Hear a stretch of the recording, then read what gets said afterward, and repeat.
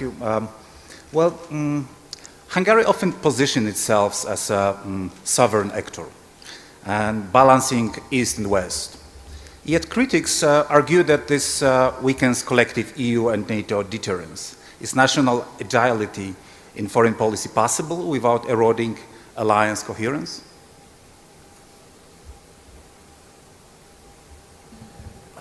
First of all, thank you so much for the invitation. Once again, I'm honored to be here for the second time.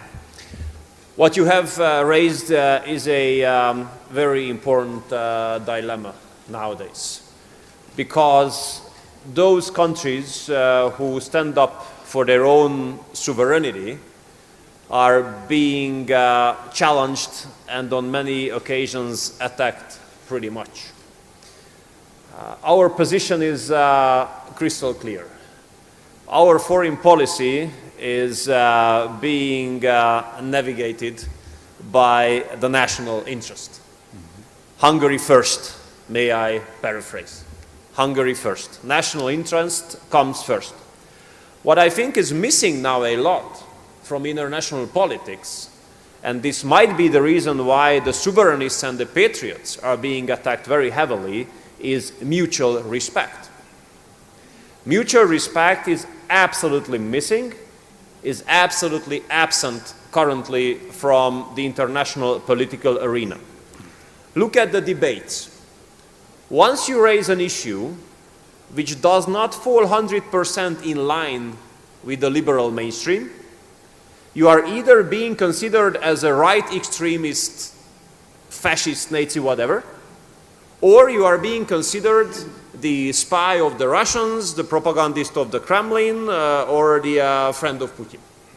These are the two extremes you can choose if you are not in line with the liberal mainstream fully. And I think this is very sad, because this shows that the intellectual level of standards of international political debates now is very low.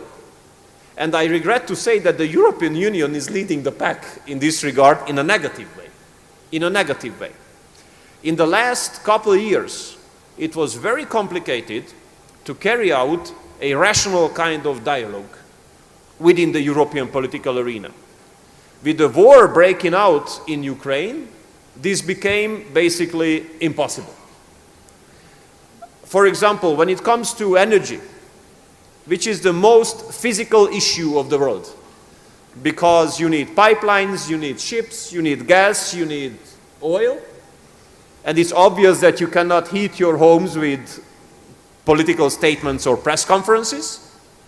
Even this issue is being super over-politicized. So I think that if countries of the world, if governments are able to come back a little bit from over-politicizing, from over-ideologizing things, and if international liberal mainstream stops putting patriots on the side, the whole international political arena will improve a lot. With President Trump winning in the United States, it has improved a lot immediately, because those who have been marginalized are now in the mainstream. Those who have been pushed aside are now becoming the majority.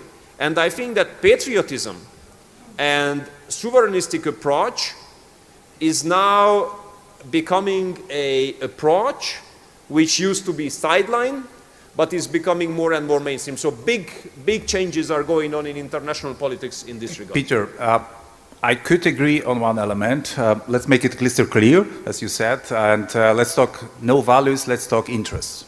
And we are in Armenia, and our colleagues are interested what Europeans think about countries that aspire to join the European Union.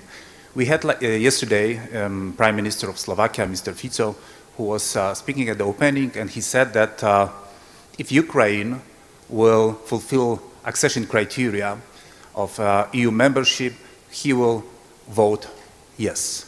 What is the Hungarian statement, and what is your crystal clear position on it? But crystal clear, just straightforward. Sure. I mean, you can't expect anything else from me. So when it comes to enlargement of the European Union, there's a big hypocrisy in the room. Why? Because the majority of the EU member states say totally different things in front of public than behind closed doors. In front of public, they are in favor of enlargement. When we are behind closed doors, they bring forward a long list of obstacles why enlargement cannot take place. Look at the poor Montenegrins. Sorry to say that, Philip. I mean, Montenegro is here, a country which cannot endanger European Union neither with size nor with population, a country which is already member of the Eurozone, a country which is already member of NATO. Why we don't accept Montenegro as member of the European Union? Why we don't accept Serbia as a member of the European Union? Why we don't do so with North Macedonia? Look, my friend, but question about Armenia. Yeah, the countries of the Western Balkans have been in the waiting room for an average of 15 years now. So what kind of pro-enlargement policy we are speaking about? Keeping these countries 15 years in line. Your question regarding Ukraine. To be honest, based on the current circumstances, I can't imagine that Ukraine fulfills the necessary criteria in a foreseeable future. If they fulfill. Sorry? If they fulfill. I can't see that coming, to be honest, because we have a lot of experience with them. We have a big Hungarian community there, rights of which are being violated very badly. So you don't want to give sorry? You don't want to give a hope to Ukrainians that they can join one day EU?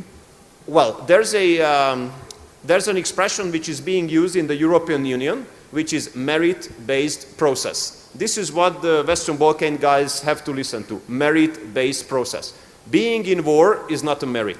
So in this regard, at least for sure. So when it comes to EU membership, there's a very clear list of criteria. I don't see them coming closer to fulfill that, but there's going to be a referendum in Hungary where the people can make a very clear choice whether they support Ukraine becoming a member of European Union or not.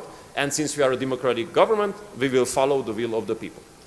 Well, I think this is the diplomatic way away from the question. You know, you not ask questions about taxes to the public. I mean, there is no referendum on taxes. And sometimes we have but this is not about from taxes. Politicians. I know, but this is a strategic interest of both Ukraine and Hungary. So maybe some of those questions should be taken by the leadership. So. No, but we are not afraid of asking the opinion of people in strategic issues. We have been carrying out national consultancies in many issues, like the constitution as well, like migration, like family policy, like our approach to Brussels. And we have always respected the will of the people. Look, you are a Polish. You have an experience about the approach of Brussels to your former government, which equals to the approach of Brussels to our current government. We are always under attack for rule of law, for democracy. And whenever we turn to the people to ask them, we are bashed for asking the people. Then my question is, what is democracy if not asking the people and fulfilling their wish? That's democracy. You know, we have been faced with the approach that if it is not a liberal party to win elections, it's not a democracy. If a right-wing party wins elections, it's a dictatorship. And I fully disagree with that. Democracy is about asking the will of the people. Once they express their will, the government has to perform according to that. That's my definition about democracy. Well, I would say this is pretty selective democracy. This is not Switzerland, that you have the legal status and the system in Hungary. But let me switch to our colleagues in our host.